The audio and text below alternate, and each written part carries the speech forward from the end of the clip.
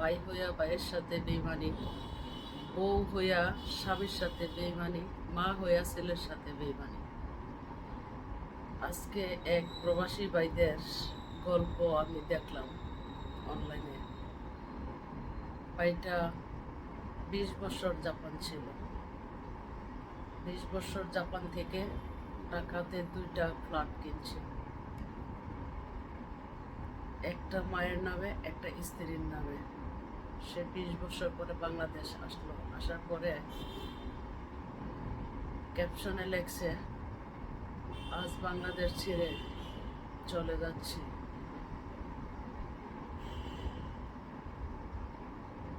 10 দিন আগে বাংলাদেশ এসেছিলাম। এসে মা দিয়েছে ছোট ছেলের নামে আমার দেওয়া ফ্ল্যাট লেখে। ফ্ল্যাটের দরজায় গেছি, কুকুরের মতো তাড়িয়ে আমাকে বের করে দিয়েছে, দূর দূর করে আমাকে তাড়িয়ে দিয়েছে। বউ আমাকে কুকুরের মতো দূর দূর করে দরজা কাছ থেকে তাড়িয়ে দিয়েছে। অতএব বউ আমাকে তালাক দিয়েছে। বউ হয়তো তালাক দিয়েছে অন্য কারোর সাথে শারীরিক সম্পর্ক করে। আমার এমন 20টা ফ্ল্যাট কেনার তৌফিক আছে, কিন্তু আমার লোভ নাই, আমার লালিত নাই। আমি মানুষকে হিংসা করতে শিখি নাই। আজ বাংলা থেকে চলে গেলাম। আবাসিক হোটেলে 10 দিন ছিলাম। তাদের দেওয়া আঘাত মুখ বুজে চুপ করে উপভোগ করেছি। আমি বিচার দিয়েছি তার কাছে, যে চুপচাপ দেখছে তার কাছে বিচার অবশ্যই আমি পাবো।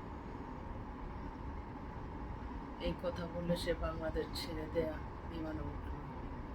এই পোস্টটা দিয়ে দেখার পর এতটাই খারাপ লেগেছে, কি বলবো, বলার ভাষা পাই না।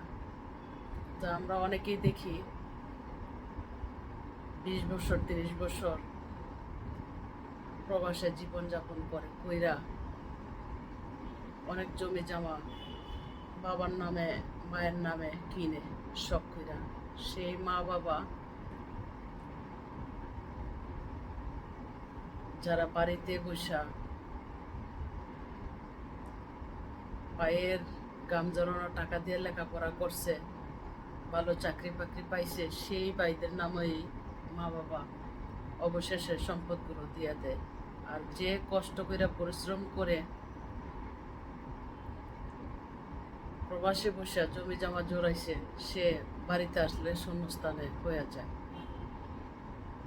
এমনটাই আমাদের দেশে, এমন গল্পই দেখতে হচ্ছে।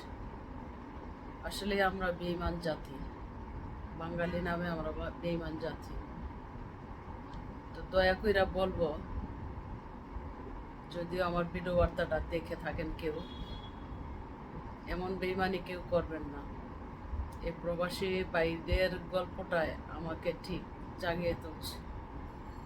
যেমনটা বুকে রক্তক্ষরণ হচ্ছে, ভাবতে হচ্ছে যে আমি 20 বছর জাপানে ছিলাম। 20 বছর পর জাপান থেকে বাড়িতে আসলাম। জাপানে 20 বছর সময় পার করে 2টা ফ্ল্যাট কিনছি, একটা ফ্ল্যাট মায়ের নামে, একটা ফ্ল্যাট ভাইয়ের নিজের স্ত্রীর নামে। তো মা ছোট ভাইকে ফ্ল্যাটটা দিয়ে দিছে।